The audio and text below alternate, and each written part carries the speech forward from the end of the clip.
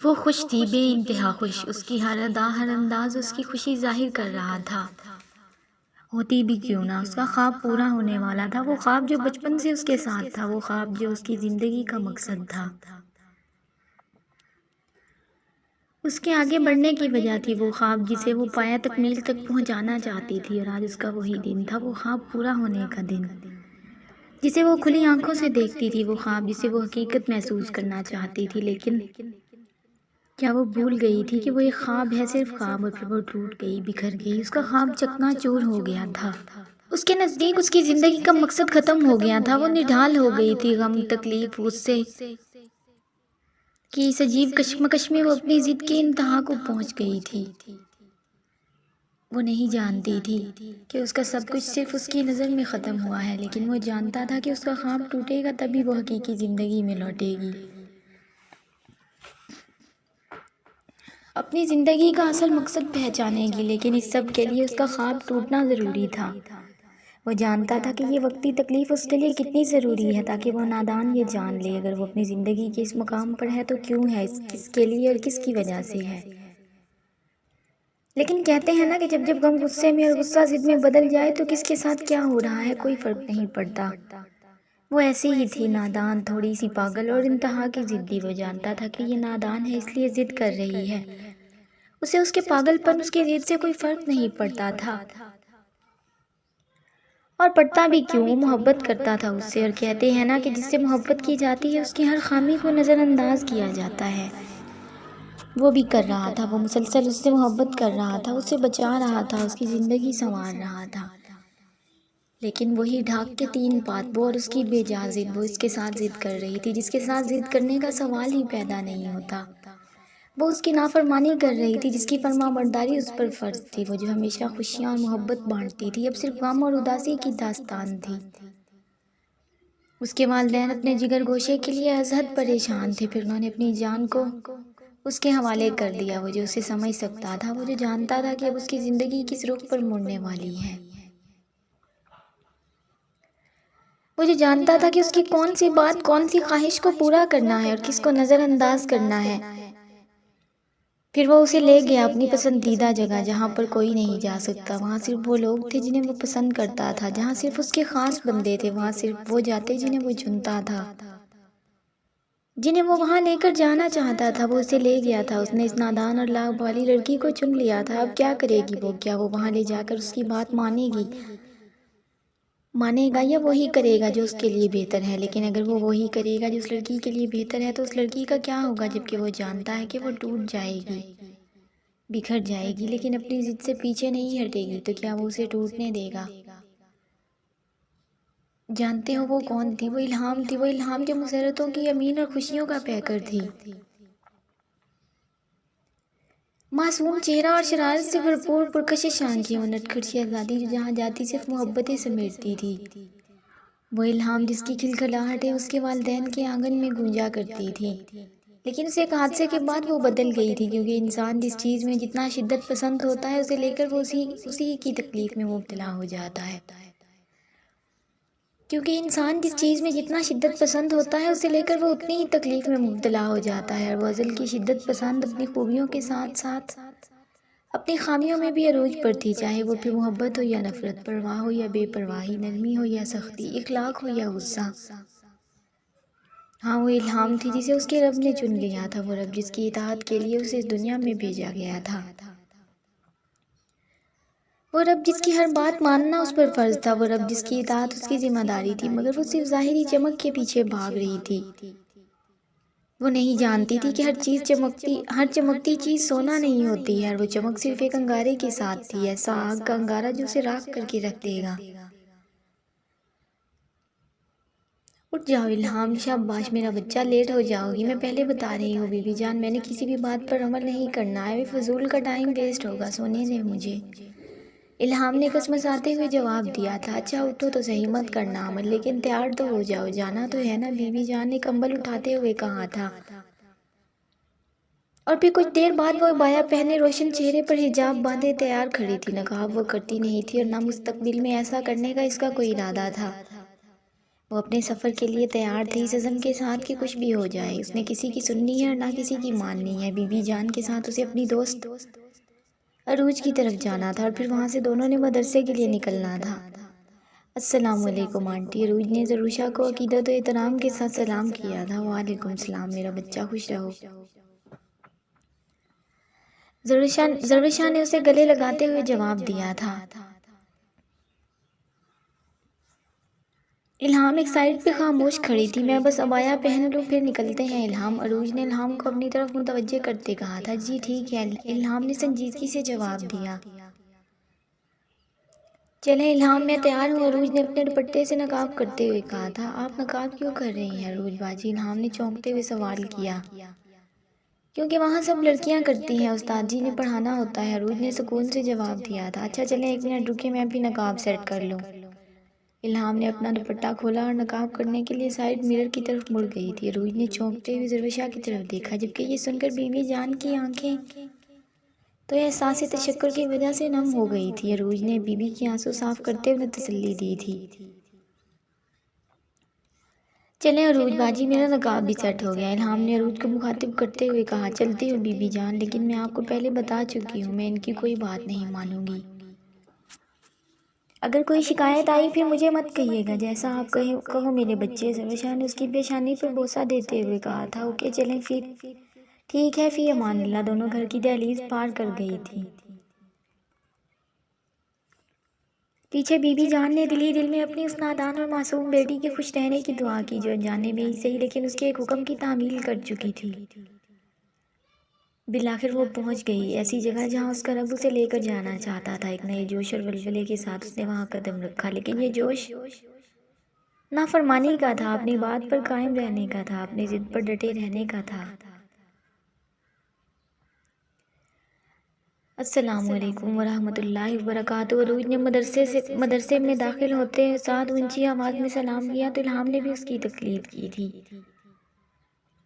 یہ 2 کمروں پر مشتمل گھر کا ایک چھوٹا سا حصہ تھا، جس کے ایک کمرے کو آفس کی شکل دی گئی تھی، جہاں تمام کتب اور رجسٹر وغیرہ رکھے گئے تھے، جبکہ اس کے ساتھ ہی دوسرا کمرہ تھا جس میں آمنے سامنے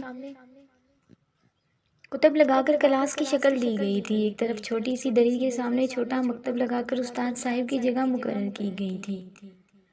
10-11 بچیاں مکتب پر کتابیں رکھ کر اپنے اسباق دہرا رہی تھی۔ الہام جب کمرے میں داخل ہوئی تو بچیاں نقاب میں بیٹھی اپنی کتابوں میں مگن تھی۔ عروج بھی ان کی طرف بڑھ گئی۔ آؤ الہام، یہاں بیٹھو، ابھی استاد جی آئیں گے تو تمہیں بھی تمہاری کتابیں مل جائیں گی، تب تک ادھر میرے پاس آ جاؤ، عروج نے اپنے ساتھ الہام کی جگہ بناتے ہوئے کہا۔ باقی بچیوں نے بھی الہام کا والہانہ استقبال کیا تھا، اپنا تعارف کروایا اور الہام سے اس کے بارے میں کچھ سوالات کیے تھے۔ باتوں کا سلسلہ ابھی جاری تھا کہ استاد صاحب گلا کھنکارتے ہوئے کمرے میں داخل ہوئے اور سلام کیا۔ تمام بچیوں نے یک زبان ان کے سلام کا جواب دیا تھا۔ استاد صاحب اپنی جگہ پر بیٹھے تو تمام بچیوں نے پہلے سبق کی تیاری شروع کی اور اپنے قرآن مجید کھول لیے۔ الہام چپ کر کے یہ ساری کارروائی دیکھ رہی تھی، جیسے اسے کسی چیز میں کوئی دلچسپی نہیں۔ استاد صاحب نے الہام کی عدم دلچسپی کو بخوبی محسوس کیا تھا اور اس کی طرف متوجہ ہوئے۔ کیا نام ہے آپ کا بیٹا؟ استاد صاحب نے الہام کی طرف دیکھتے ہوئے سوال کیا تھا۔ الہام جو بے پرواہی سے کمرے کا مشاہدہ کر رہی تھی، استاد صاحب کی آواز پر چونکی۔ الہام حیدر شاہ، الہام نے ان کی طرف دیکھتے ہوئے جواب دیا تھا۔ ماشاءاللہ، کہاں سے آئی ہو؟ استاد صاحب نے بہت نرمی سے دوبارہ سوال کیا۔ عروج باجی کے گھر کے پاس رہتی ہوں، وہی لے کر آئی ہیں، الہام نے بھی احترام کے ساتھ جواب دیا تھا۔ وہ مبہم سا مسکرائے تھے اور الہام سے کہا تھا، بیٹا آپ کو عروج یہاں نہیں لائی، وہ ذات لائی ہے جو چاہتی ہے کہ آپ یہاں آؤ، ورنہ عروج بیٹا یا کسی اور کی کیا مجال جو کسی کو زبردستی لے آئے۔ الہام نے کوئی جواب نہیں دیا تھا، بس مکتب پر نظریں جما کر بیٹھ گئی۔ استاد جی نے تفسیر کا سبق پڑھانا شروع کیا اور 30ویں پارہ کی آخری سورت کا ترجمہ پڑھنا شروع کیا تھا۔ اس دوران الہام بس نیچے ہی دیکھتی رہی، لیکن اس کا ذہن کبھی اپنے خیالات پر جاتا تو کبھی استاد صاحب کے الفاظ پر۔ من شر الوسواس الخناس، اور ان کے شر سے جو دلوں میں وسوسہ ڈالتے ہیں، پیچھے ہٹ جانے والوں کے شر سے۔ الہام نے آیت کو حرف بحرف سنا تھا اور نظر انداز کر دیا۔ اس کے بعد استاد جی کچھ احادیث پڑھانے لگے اور الہام کی طرف متوجہ ہوئے تھے۔ بیٹا کتنی عمر ہے آپ کی؟ انہوں نے بہت شفقت اور توجہ سے الہام سے سوال کیا تھا۔ 15 سال۔ الہام نے سنجیدگی سے ایک لفظی جواب دیا، ماشاءاللہ آپ تو بڑی قسمت والی ہیں کہ اللہ تعالیٰ نے آپ کو اتنی سی عمر میں اتنی عظیم خدمت کے لیے چن لیا ہے۔ استاد صاحب نے خوشی سے الہام کو جواب دیا۔ وہ خاموش رہی تھی۔ بیٹا یہ پچھلی 15 احادیث جو پچھلے اسباق میں پڑھائی گئی ہیں، کل آپ یاد کر کے آنا تاکہ آپ کا سبق باقی بچیوں کے ساتھ ہی چل سکے۔ استاد جی نے گویا الہام کو ایک قسم کی اطلاع دی تھی تاکہ الہام انکار نہ کر سکے۔ جی، الہام نے پھر یک لفظی جواب دیا اور اپنے مکتب کی طرف بڑھ گئی۔ تقریباً 4 گھنٹے وہاں گزارنے کے بعد وہ گھر کو روانہ ہوئی تھی۔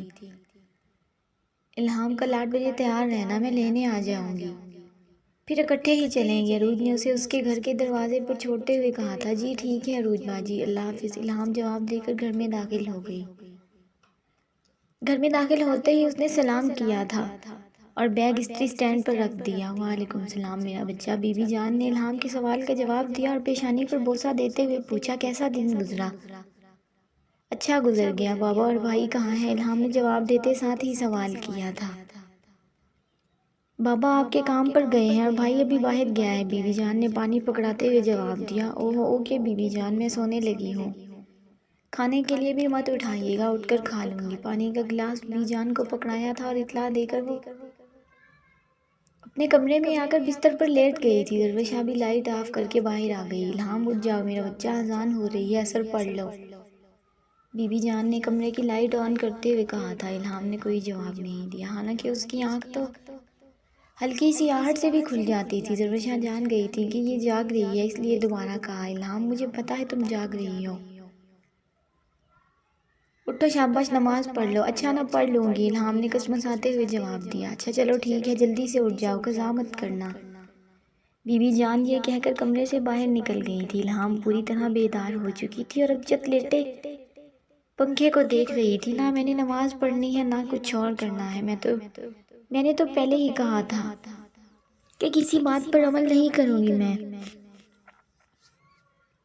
مت بھیجیں مجھے مدرسے، ایویں گناہوں میں اضافہ ہوگا۔ اب مجھے کیا، میں تو نہیں اٹھ رہی۔ وہ خود سے ہی باتیں کر رہی تھی، لیکن یہ بات تو پکی تھی کہ اب اس نے نماز نہیں پڑھنی تھی۔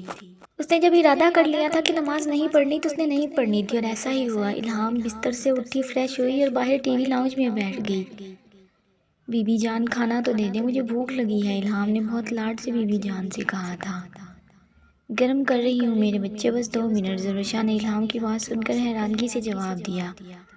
وہ حیران تھی، الہام اور اتنی پرسکون۔ درویشہ نے الہام کو کھانا دیا اور خود کمرے میں چلی گئی، کیونکہ کچھ ہی دیر میں عمر اسکول سے آنے والا تھا، اس کے لیے کپڑے نکالنے تھے۔ الہام سے 2 سال چھوٹا تھا وہ، لیکن اکثر لاڈ میں اسے بھائی ہی کہتی تھی۔ الہام نے کمپیوٹر آن کیا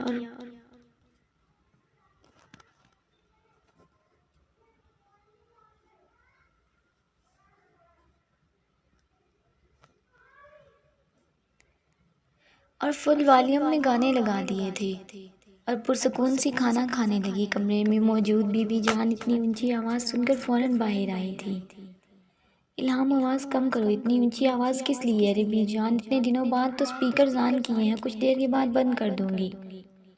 وہ بڑے مزے سے بولی تھی۔ الہام آواز کم کرتی ہو یا اتاروں سوئچ؟ اس کے درویشہ نے اس دفعہ دھمکی دی تھی۔ اچھا کرتی ہوں نا، جلدی سے آواز کم کرو، مجھے دوبارہ کہنے کی ضرورت نہ پڑے۔ الہام نے معصومیت سے کہا تو درویشہ بھی کہہ کر اندر چلی گئی تھی۔ الہام نے آواز کم تو کر دی، لیکن اتنی ضرور تھی کہ اب محلے کی بجائے اس کے گھر میں ہی گونج رہی تھی۔ الہام اپنے ماں باپ کی اکلوتی بیٹی اور اپنے بھائی کی لاڈلی بہن تھی۔ چھوٹا سا گھر تھا، مین گیٹ کے سامنے چھوٹا سا گیراج، اور گیراج کے ساتھ ہی بائیں طرف بیٹھک اور دائیں طرف اٹیچ باتھ روم تھا۔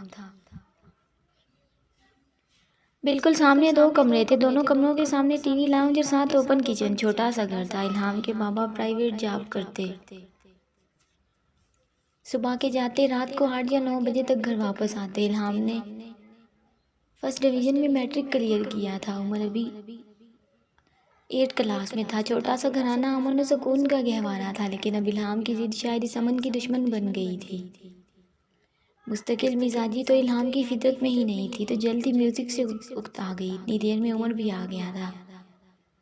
عمر آ جاؤ چھت پہ، کھیلتے ہیں، ریکٹ کھیلتے ہیں۔ عمر نے حیرانگی سے الہام کو دیکھا جو پچھلے کئی دنوں سے اداس، چڑچڑی اور غصے میں رہتی تھی۔ آج اسے اپنے پچھلے انداز میں دیکھ کر حیران ہوا تھا اور جلدی سے اندر سے ریکٹ اٹھا لایا۔ دونوں بہن بھائی چھت پر چلے گئے۔ بی جان بھی پرسکون ہو گئی تھی کہ کم از کم وہ اپنے خوال سے باہر تو نکلی۔ عمر پانی پلاؤ مجھے۔ دونوں تھکے ہارے کھیل کر نیچے آئے تو الہام نے بیڈ پر گرتے ہوئے کہا تھا میں بھی آپ کے ساتھ نیچے آیا ہوں۔ عمر نے منہ بنا کر جواب دیا، سوچ لو بعد میں مجھے مت کہنا کہ میرے ساتھ کھیلنے، ویسے بھی میرا رات کو مووی دیکھنے کا پلان تھا۔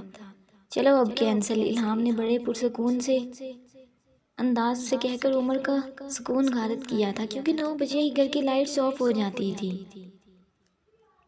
اور اس کے بعد اکیلے کمپیوٹر دیکھنے کا تو سوال ہی پیدا نہ ہوتا تھا۔ اب اگر الہام مووی کا پلان بنا رہی تھی تو یہ اتنا برا سودا نہیں تھا۔ اچھا لا دیتا ہوں نا، عمر یہ کہہ کر پانی لینے چلا گیا، جبکہ ہمیشہ کی طرح اپنی منوا کر الہام کے چہرے پر فاتحانہ مسکراہٹ جاری ہے۔ دوستو امید ہے آپ کو یہ نیا ناول پسند آئے گا۔